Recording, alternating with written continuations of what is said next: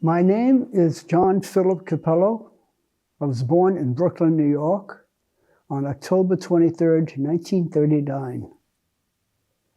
And how long have you been a Mason? I've been a Mason going on 18 years now. Can you tell us a little bit about your beginnings as an artist? The beginning of an artist. How interesting. Well, when I was a child, I was very influenced by my older first brother, who was an artist. And I always admired him for what he did, and his name was Luciano. And he worked for an ecclesiastical restoration firm, which means that he worked in churches, synagogues, and different places like this, in restoring the interior and decorating the walls and so forth. And I was fortunate enough, when I was like 16 years old, to work a summer with them, to study ecclesiastical restoration and what that meant. I was admiring the way they could take a cement column and make it look like a piece of marble. And from that, I went into house painting. I went into the service in the Navy, and I was fortunate enough to go to the Mediterranean, and one of the ports that I went to was Piraeus, the port of Athens. And I got to see the Parthenon. And that heavily influenced me. Here's an 18-year-old kid from Brooklyn, sitting on the stones and walking on the stones that someone did 2,000, 3,000 years ago. Just blew my mind. And when I got out of the service, I decided that I wanted to be an artist, a painter. And had my first one-man show when I was 26. And sold a lot of paintings, influenced me. And I kind of followed the path of the surrealists at the time, including Salvatore Dali. Met him a couple of times. He did not like me. I did a painting in homage of him, and it was taken to Monaco for an international art festival for the orphans of Monaco. Princess Grace and Rainier and Prince Rainier. And they put the painting up. It looked like a Dali. And they got a lot of comment on it. And someone sent a telegram to Dali congratulating him on the piece. And him and his handlers got very upset because he was not invited to the show to begin with. So he was very annoyed about that. Yeah, so. But that's the way, artistic life is. And all my life, I've been an artist. Primarily, I started as an oil painter, then went into murals with acrylics, and also then into stone carving, which changed my whole idea of art. And one of the reasons for that was I'm right-handed. So all my life, I've been handling my brushes and everything with my right hand. And occasionally I use my left hand. I could also do house painting and some painting with my left hand, but not that much. But the moment I picked up a chisel with my left hand, it sent a message right to my brain. And I was amazed at it because I did not, I watched a friend of mine who was a sculptor working with the chisel, and I'm saying to myself, the right hand is just a power hand now. But the artistic thing was within the point of that chisel. And that's what you had to concentrate on, the point of that chisel. And it changed my whole life. It was like drawing on the right side of the brain, carving on the right side of the brain, because I was getting to use both hands. And it made a big difference in the way I looked at the art I was doing. Since I'm a direct carver, I don't make a mock-up or a sketch of what I'm going to do. I draw on the stone with pencil or chalk. And what I'm doing basically is where I'm going to cut or what I'm going to remove. That's one part of my life. The other real part of my life is up there. How that started was very simple. I was invited, at the time I was the dock master in Sag Harbor. And one of the people I got to know was a member of this lodge. And he invited me to come up to share a dinner with him. And I saw this room. And I saw that wall. And as a muralist, my heart started to pound. I says, wow, look at that. An aspect, beautiful. I talked to them about it, they weren't interested. So I spent a few years in the lodge. And then finally, I told them I wanted to do it. I had a few lodge members who didn't want me to do it, but they were persuaded, to hold their comments. And as soon as I started the work, they understood where I was coming from. And I had their support.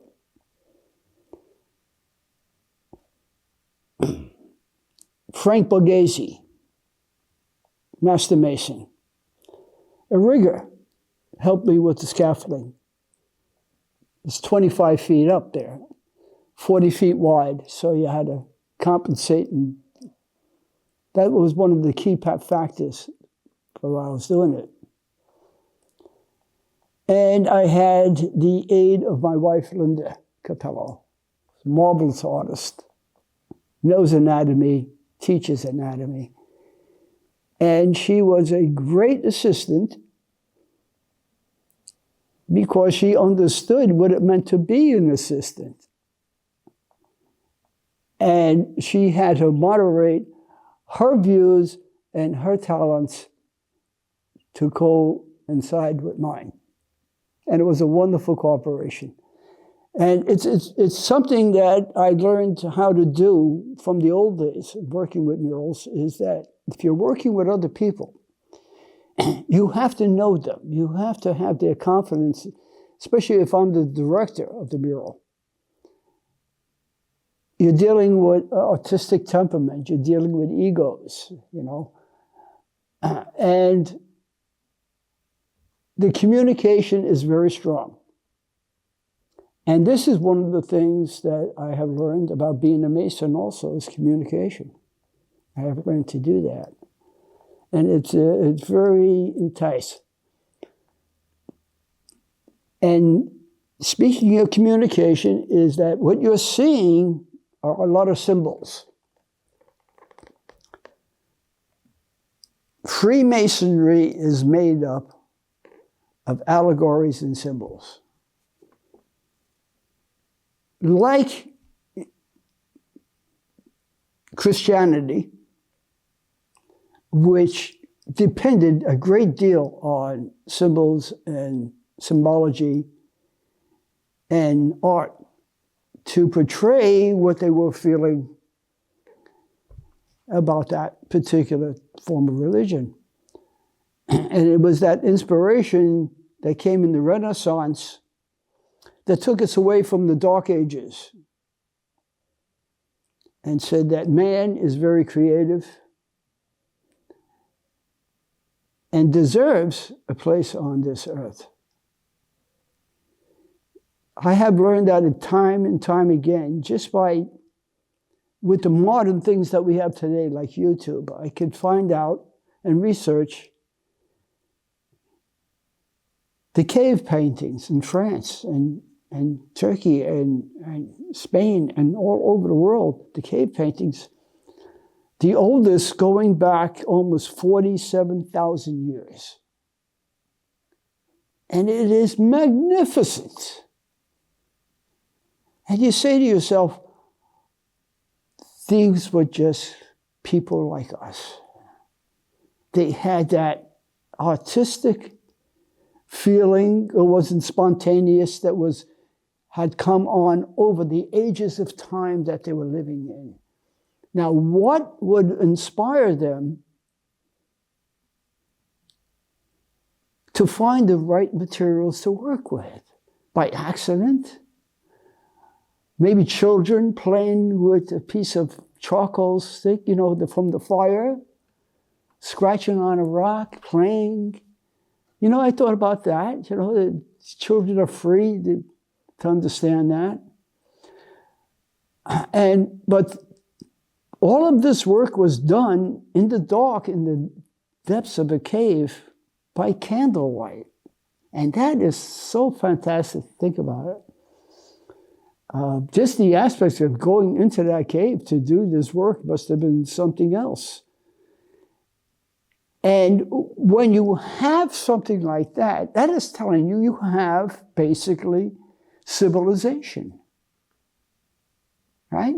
Now, you have, I would say, a crew of men and women participating during this.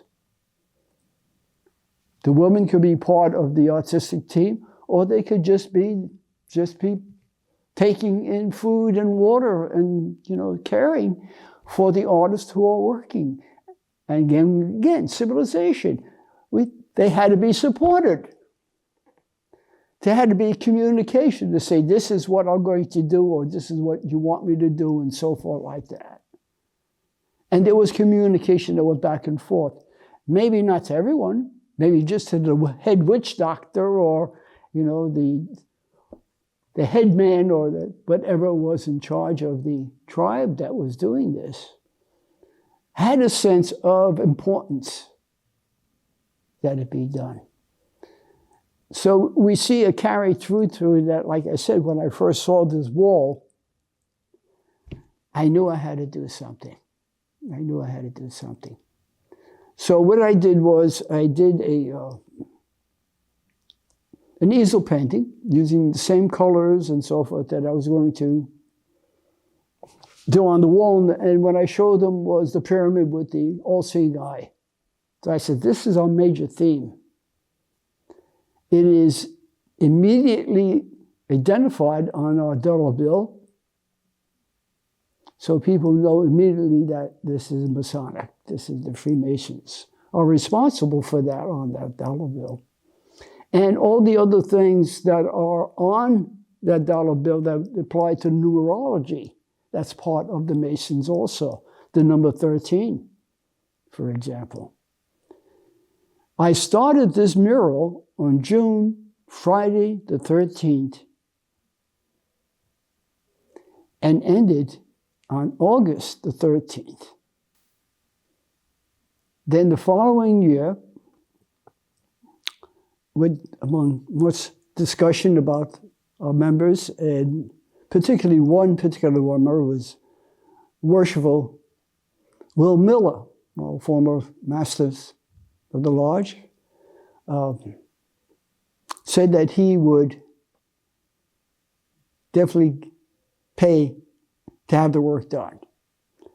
And with that in mind, we started to rig the scaffold again to do the top section of the wall. And then the question was, what were we going to do with the top section of the wall? And we had been discussing the fact that this lodge dates back to the year 1858. And I turned to another of the worshipful masters, Lou Gregon, and I says, look on your smartphone and tell me, what happened in 1858? The first thing that comes up was that a comet was photographed for the first time in history by an Italian photographer. And it passed over in 1858. So I said, that's going to be the theme of the painting, the universe. When people ask me what the G means in our symbolism, I say it means a few things. It can mean God, but it's also what we refer to as the great architect of the universe, geometry. Without geometry and knowledge of geometry, you don't have civilization. So that's why when we can see all the proof now that civilizations existed 10 to 12,000 years later than we thought, because of their building structure alone. It's geometry. Somebody had to do it. It wasn't a hunter-gatherer, with a flint tip on his spear. No. These were people who knew geometry, knew mathematics, and knew how to move stone. That brings us to our name, Masons. Stone. Freemasons. Freemasons were the Masons who did all the particular work, the delicate work, the carvings that went into part of the architecture of the time they were building the cathedrals.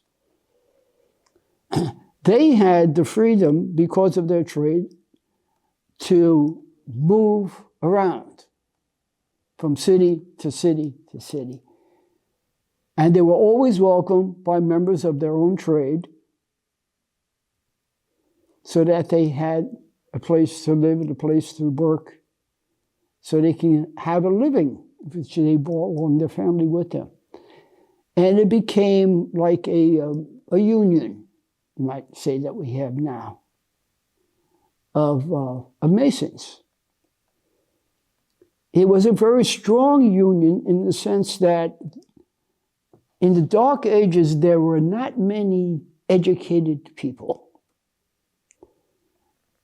The religious archive at the time restricted that only to priests and clerks knew how to write and read. Even their kings and viscounts probably didn't even know how to sign their names properly. They left it up to other people to do that. It was done through the lack of education and laziness. And that all changed in the Renaissance. Thank goodness that changed in the Renaissance. But there always have been Masons building stone throughout every civilization. Why? Building wood burns down, deteriorates, it's gone. Stone lasts basically always forever. And this is what we find now when we go. So you see, in the corner, there's rough pieces of granite and limestone that are being changed. And we have that in our lodge with Freemasonry. We have the two stones. One is the rough and one is the finished. Because back in the old days, when you were Mason, in order to go from fellow craft to a master Mason, you had to be able to make a precise geometric stone. And that was called, guess what? Your masterpiece. So that's where the phrase comes from, saying that is the artist's masterpiece. That is Michelangelo in the Sistine ceilings, his masterpiece. The David is his masterpiece. So when I finish a stone, and like I did another stone for the lodge of the Bible, I did it in limestone. That was done just before I became a master mason. And I gave that to them as proof that I deserved the title of a Master Mason. I don't know how many people got the idea, but that's how I felt about it at the time.